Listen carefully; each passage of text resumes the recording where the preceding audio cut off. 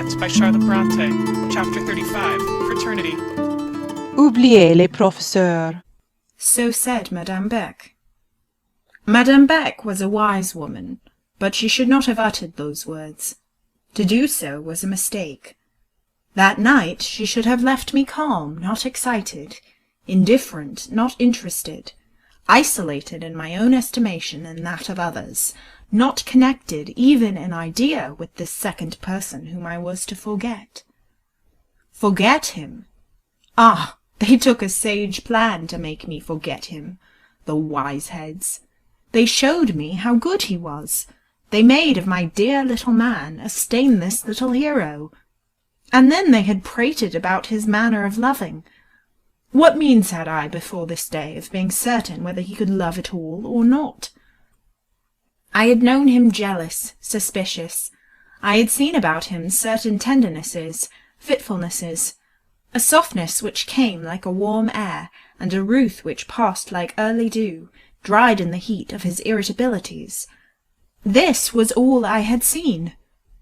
And they, Père Silas and Modesta Maria Beck, that these two wrought in concert I could not doubt, opened up the adytum of his heart, showed me one grand love, the child of this southern nature's youth, born so strong and perfect that it had laughed at death himself, despised his mean rape of matter, clung to immortal spirit, and, in victory and faith, had watched beside a tomb 20 years.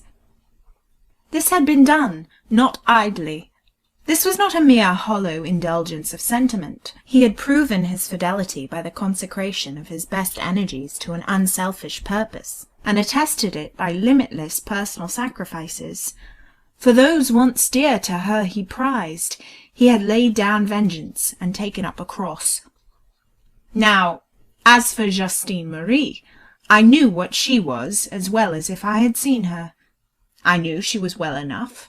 There were girls like her in Madame Beck's school, phlegmatics, pale, slow, inert, but kind-natured, neutral of evil, undistinguished for good. If she wore angel's wings, I knew whose poet fancy conferred them. If her forehead shone luminous with the reflex of a halo, I knew in the fire of whose irids that circle of holy flame had generation. Was I, then, to be frightened by Justine Marie? Was the picture of a pale dead nun to rise, an eternal barrier? And what of the charities which absorbed his worldly goods? What of his heart sworn to virginity? Madame Beck, Père Silas, you should not have suggested these questions. They were at once the deepest puzzle, the strongest obstruction, and the keenest stimulus I had ever felt. For a week of nights and days I fell asleep. I dreamt, and I woke upon these two questions. In the whole world there was no answer to them, except where one dark little man stood, sat, walked, lectured, under the headpiece of a bandit bonnet grec, and within the girth of a sorry paletot, much beinked, and no little adust. After that visit to the Rue des Mages, I did want to see him again. I felt as if, knowing what I now knew, his countenance would offer a page more lucid, more interesting than ever. I felt a longing to trace in it the imprint of that primitive devotedness, the signs of that half-knightly, half-saintly chivalry which the priest's narrative imputed to his nature. He had become my Christian hero. Under that character I wanted to view him. Nor was opportunity slow to favour. My new impressions underwent her test the next day. Yes, I was granted an interview with my Christian hero, an interview not very heroic or sentimental or biblical, but lively enough in its way. About 3 o'clock of the afternoon, the peace of the first class, safely established, as it seemed, under the serene sway of Madame Beck, who, in propria persona, was giving one of her orderly and useful lessons. This peace, I say, suffered a sudden fracture by the wild inburst of a paletot. Nobody at the moment was quieter than myself. Eased of responsibility by Madame Beck's presence, soothed by her uniform tones, pleased and edified with her clear exposition of the subject in hand, for she taught well, I sat bent over my desk, drawing. That is, copying an elaborate line engraving, tediously working up my copy to the finish of the original, for that was my practical notion of art, and, strange to say, I took extreme pleasure in the labour, and could even produce curiously finical Chinese facsimiles of steel or mezzotint plates, things about as valuable as so many achievements in worsted work, but I thought pretty well of them in those days. What was the matter? My drawing, my pencils, my precious copy, gathered into one crushed-up handful, perished from before my sight. I myself appeared to be shaken or emptied out of my chair, as a solitary and withered nutmeg might be emptied out of a spice-box by an excited cook. That chair and my desk, seized by the wild paletot, one under each sleeve, were borne afar. In a second I followed the furniture. In 2 minutes they and I were fixed in the centre of the Grande Salle, a vast adjoining room, seldom used save for dancing and choral singing lessons, fixed with an emphasis which seemed to prohibit the remotest hope of our ever being permitted to stir thence again. Having partially collected my scared wits, I found myself in the presence of 2 men. Gentlemen, I suppose I should say, one dark, the other light, one having a stiff, half-military air, and wearing a braided surtout, the other partaking in garb and bearing more of the careless aspect of the student or artist class, both flourishing in full magnificence of moustaches, whiskers, and imperial. Monsieur Emmanuel stood a little apart from these. His countenance and eyes expressed strong choler. He held forth his hand with his tribune gesture. Mademoiselle, said he, your business is to prove to these gentlemen that I am no liar. You will answer to the best of your ability such questions as they shall put. You will also write on such theme as they shall select. In their eyes, it appears, I hold the position of an unprincipled impostor.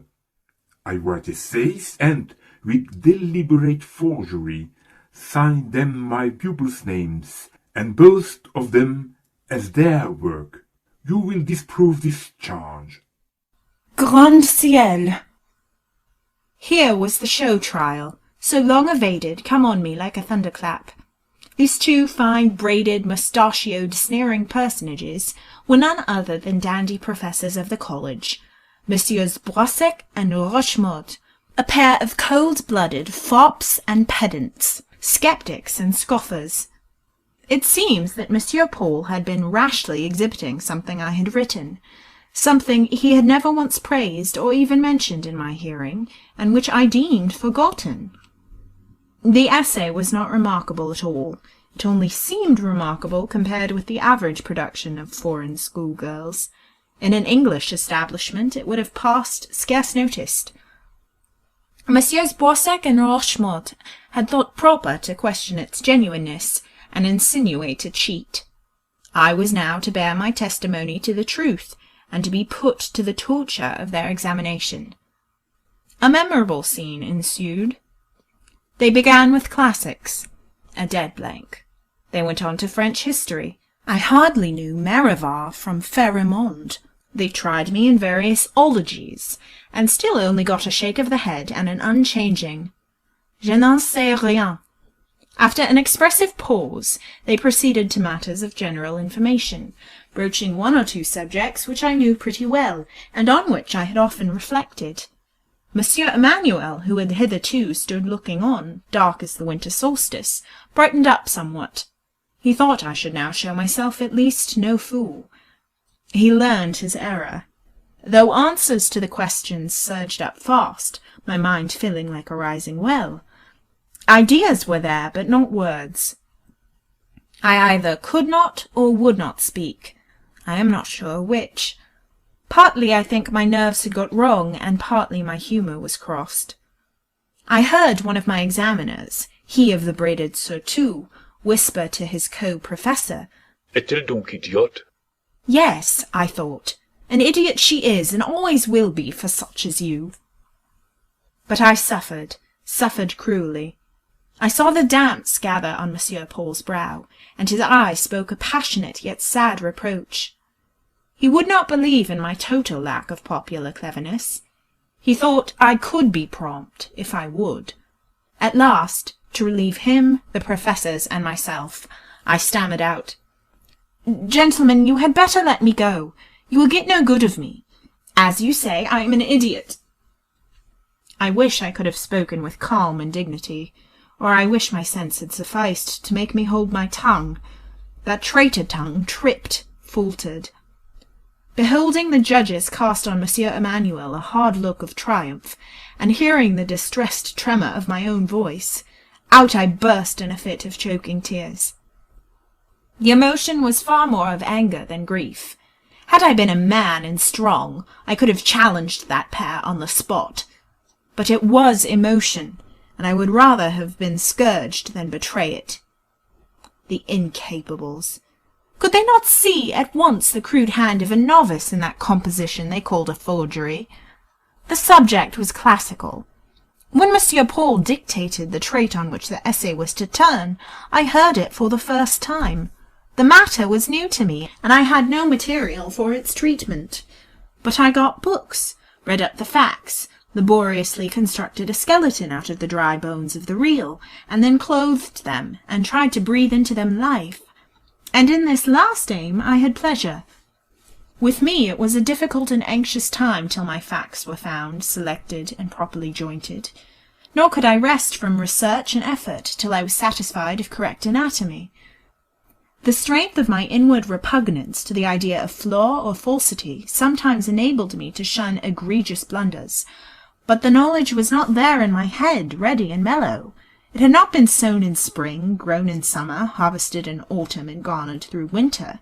Whatever I wanted I must go out and gather fresh, glean of wild herbs my lapful, and shred them green into the pot. Messieurs Boissac and Rochemort did not perceive this. They mistook my work for the work of a ripe scholar. They would not yet let me go. I must sit down and write before them. As I dipped my pen in the ink with a shaking hand, and surveyed the white paper with eyes half-blinded and overflowing, one of my judges began mincingly to apologize for the pain he caused. Nous agissons dans l'intérêt de la vérité. Nous ne voulons pas vous blesser, said he. Scorn gave me nerve. I only answered, "Dictate, monsieur." Rochemort named this theme. Human justice. Human justice! What was I to make of it? Blank, cold abstraction, unsuggestive to me of one inspiring idea. And there stood Monsieur Emmanuel, sad as Saul and stern as Joab, and there triumphed his accusers. At these two I looked. I was gathering my courage to tell them that I would neither write nor speak another word for their satisfaction, that their theme did not suit nor their presence inspire me, and that, notwithstanding, whoever threw the shadow of a doubt on Monsieur Emmanuel's honour, outraged that truth of which they had announced themselves the champions. I meant to utter all this, I say, when suddenly a light darted on memory. Those two faces looking out of the forest of long hair, moustache, and whisker, those two cold yet bold, trustless yet presumptuous visages, were the same faces, the very same that, projected in full gaslight from behind the pillars of a portico, had half frightened me to death on the night of my desolate arrival in Villette. These, I felt morally certain, were the very heroes who had driven a friendless foreigner beyond her reckoning and her strength, chased her breathless over a whole quarter of the town. Pious mentors, thought I, pure guides for youth. If human justice were what she ought to be, you two would scarce hold your present post or enjoy your present credit. An idea once seized, I fell to work. Human justice rushed before me in novel guise, a red, random beldame with arms akimbo. I saw her in her house, the den of confusion. Servants called to her for orders or help which she did not give. Beggars stood at her door, waiting and starving unnoticed. A swarm of children, sick and quarrelsome, crawled round her feet and yelled in her ears appeals for notice, sympathy, cure, redress. The honest woman cared for none of these things. She had a warm seat of her own by the fire. She had her own solace in a short black pipe and a bottle of Mrs. Sweeney's soothing syrup. She smoked and she sipped, and she enjoyed her paradise, and whenever a cry of the suffering souls about her pierced her ears too keenly, my jolly dame seized the poker of the hearth-brush. If the offender was weak, wronged, and sickly, she effectually settled him. If he was strong, lively, and violent, she only menaced, then plunged her hand in her deep pouch and flung a liberal shower of sugar-plums. Such was the sketch of human justice, scrawled hurriedly on paper and placed at the service of Messieurs Brossec and Rochemont. Monsieur Emmanuel read it over my shoulder. Waiting no comment, I curtsied to the trio and withdrew. After school that day, Monsieur Paul and I again met. Of course, the meeting did not at first run smooth. There was a crow to pluck with him. That forced examination could not be immediately digested. A crabbed dialogue terminated in my being called une petite moqueuse et sans cœur, and in Monsieur's temporary departure. Not wishing him to go quite away, only desiring he should feel that such a transport as he had that day given way to could not be indulged with perfect impunity, I was not sorry to see him soon after, gardening in the berceau. He approached the glass door. I drew near also. We spoke of some flowers growing round it. By and by Monsieur laid down his spade. By and by he recommenced conversation, passed to other subjects, and at last touched a point of interest. Conscious that his proceeding of that day was specially open to a charge of extravagance, Monsieur Paul half apologized. He half regretted, too, the fitfulness of his moods at all times, yet he hinted that some allowance ought to be made for him. "But," said he, "I can hardly expect it at your hands, Miss Lucy. You know neither me, nor my position, nor my history." His history. I took up the word at once. I pursued the idea. "No, monsieur," I rejoined. "Of course, as you say, I know neither your history, nor your position, nor your sacrifices, nor any of your sorrows, or trials, or affections, or fidelities. Oh, no! I know nothing about you. You are, for me, altogether a stranger." "Hein?" he murmured, arching his brows in surprise. "You know, monsieur, I only see you in class, stern, dogmatic, hasty, imperious. I only hear of you in town as active and wilful, quick to originate, hasty to lead, but slow to persuade and hard to bend. A man like you without ties can have no attachments, without dependents, no duties. All we with whom you come into contact are machines which you thrust here and there, inconsiderate of their feelings. You seek their recreations in public by the light of the evening chandelier. This school and yonder college are your workshops, where you fabricate the ware called pupils. I don't so much as know where you live. It is natural to take it for granted that you have no home, and need none." "I am judged," said he. "Your opinion of me is just what I thought it was.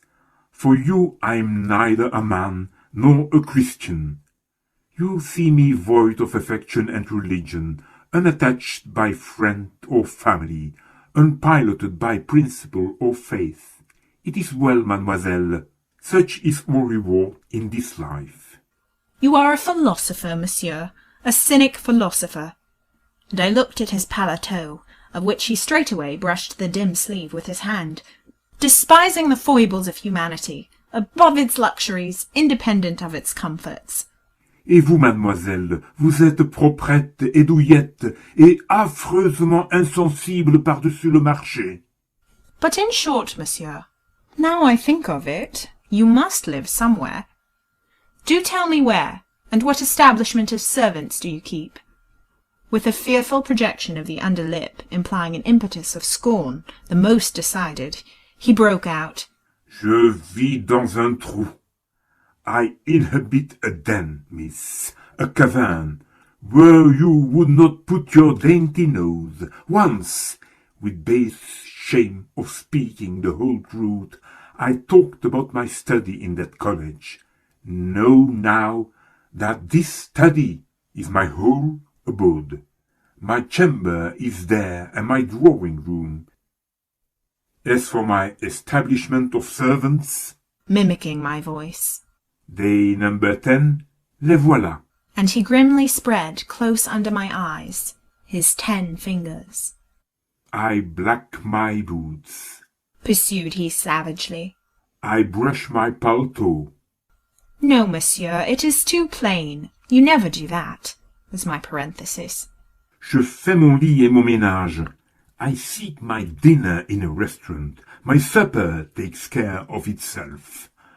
I pass days laborious and loveless, nights long and lonely. I am ferocious and bearded and monkish, and nothing no living in this world loves me, except some old hearts, worn like my own, and some few beings impoverished, suffering, poor in purse and in spirit, whom the kingdoms of this world own not, but to whom a will and testament not to be disputed has bequeathed the kingdom of heaven. Ah, monsieur, but I know. What do you know? Many things, I verily believe, yet not me. I know that you have a pleasant old house in a pleasant old square of the Basse Ville. Why don't you go and live there? Muttered he again. I liked it much, monsieur, with the steps ascending to the door, the grey flags in front, the nodding trees behind, real trees, not shrubs, trees dark, high, and of old growth. And the boudoir oratoire. You should make that room your study. It is so quiet and solemn. He eyed me closely. He half smiled, half coloured. Where did you pick up all that? Who told you? He asked. Nobody told me. Did I dream it, monsieur, do you think? Can I enter into your visions? Can I guess a woman's waking thoughts, much less her sleeping fantasies?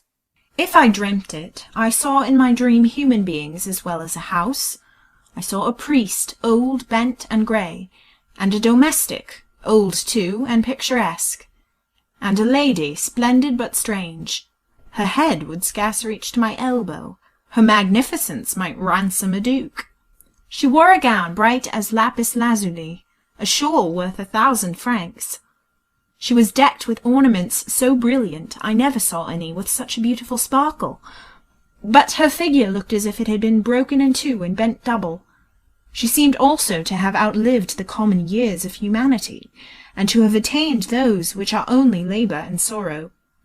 She was become morose, almost malevolent. Yet somebody, it appears, cared for her in her infirmities. Somebody forgave her trespasses, hoping to have his trespasses forgiven. They lived together, these 3 people, the mistress, the chaplain, the servant, all old, all feeble, all sheltered under one kind wing. He covered with his hand the upper part of his face, but did not conceal his mouth, where I saw hovering an expression I liked. I see you have entered into my secrets, said he. But how was it done? So I told him how, the commission on which I had been sent, the storm which had detained me, the abruptness of the lady, the kindness of the priest. As I sat waiting for the rain to cease, Père Silas whiled away the time with a story. I said. A story? What story? Père Silas is no romancist. Shall I tell monsieur the tale? Yes. Begin at the beginning. Let me hear some Miss Lucy's French. Her best, of her worst. I don't much care which. Let us have a good poignée of barbarisms, and a bounteous dose of the insular accent. Monsieur is not going to be gratified by a tale of ambitious proportions, and the spectacle of the narrator sticking fast in the midst. But I will tell him the title. The Priest's Pupil.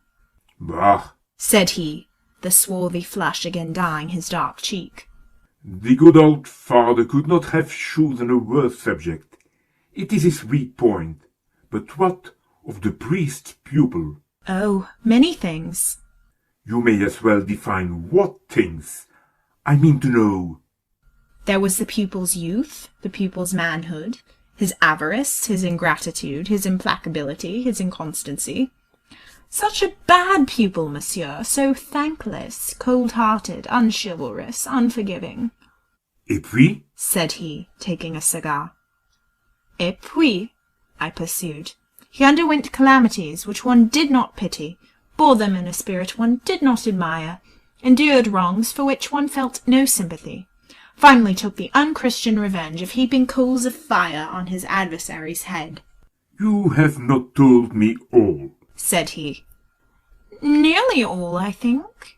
I have indicated the heads of Père Silas's chapters. You have forgotten one that which touched on the pupil's lack of affection, on his hard, cold, monkish heart. True, I remember now. Père Silas did say that his vocation was almost that of a priest, that his life was considered consecrated. By what bonds or duties? By the ties of the past and the charities of the present. You have, then, the whole situation. I have now told monsieur all that was told me. Some meditative minutes passed. Now, Mademoiselle Lucy, look at me, and with that truth which I believe you never knowingly violate, answer me one question. Raise your eyes, rest them on mine. Have no hesitation. Fear not to trust me. I am a man to be trusted. I raised my eyes. Knowing me thoroughly now, all my antecedents, all my responsibilities, having long known my faults, can you and I still be friends? If monsieur wants a friend in me, I shall be glad to have a friend in him.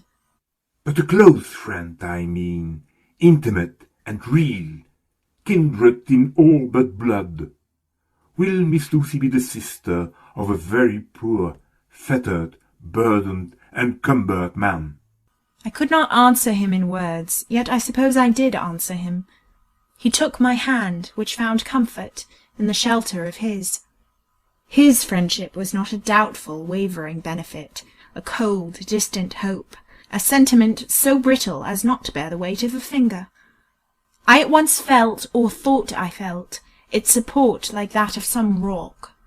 When I talk of friendship, I mean true friendship, he repeated emphatically, and I could hardly believe that words so earnest had blessed my ear. I hardly could credit the reality of that kind, anxious look he gave. If he really wished for my confidence and regard, and really would give me his, why, it seemed to me that life could offer nothing more or better. In that case I was become strong and rich. In a moment I was made substantially happy. To ascertain the fact, to fix and seal it, I asked, "Is monsieur quite serious? Does he really think he needs me, and can take an interest in me as a sister?" Surely, surely, said he. A lonely man like me, who has no sister, must be but too glad to find in some woman's heart a sister's pure affection. And dare I rely on monsieur's regard? Dare I speak to him when I am so inclined?